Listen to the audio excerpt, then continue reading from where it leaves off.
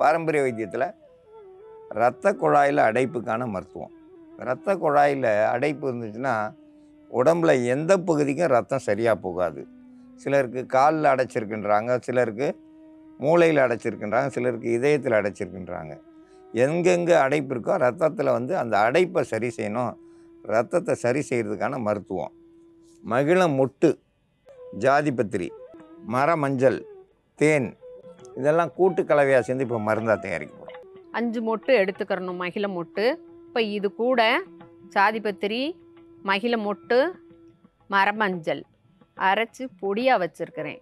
அந்த பொடி நம்ம சொன்ன அளவுக்கு நீங்கள் எடுத்து பொடியாக பண்ணிங்கனாக்கா சிட்டிகை அளவில் தான் இருக்கும். ஒரு 3 சிட்டிகை 4 சிட்டிகை அளவுக்கு தான் பொடி இருக்கும். நல்லா தேன் கலந்துக்கங்க.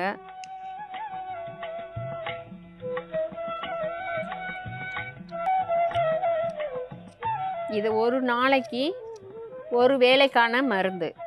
இதை தொடர்ந்து நீங்கள் உங்கள் உடம்புல எந்த அளவுக்கு அடைப்பு இருக்குன்னு சொல்லிட்டு நீங்கள் தான் கெஸ் பண்ணிக்கிறணும். அல்லது படம் பிடிச்சி பார்க்குறப்போ உங்களுக்கே தெரியும் அடைப்புகள் எங்கே இருக்குது அப்படின்னு சொல்லி உங்களுக்கு நல்லா துல்லிதமாக தெரிஞ்சுக்கிடுச்சுனாக்கா அதுக்கு ஏற்ற மாதிரி நீங்கள் மருந்தை எடுத்துக்கிறலாம்.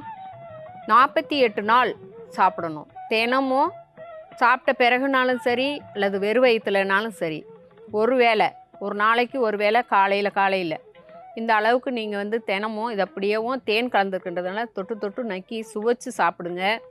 சாப்பிட்டுட்டு எளிதில் செரிக்கக்கூடிய உணவுகளை சாப்பிடுங்க. இப்படி சாப்பிட்டுட்டு வந்தீங்கன்னாக்கா இரத்த குழாய்களில் உள்ள அடைப்புன்றது சரியாயிரும்.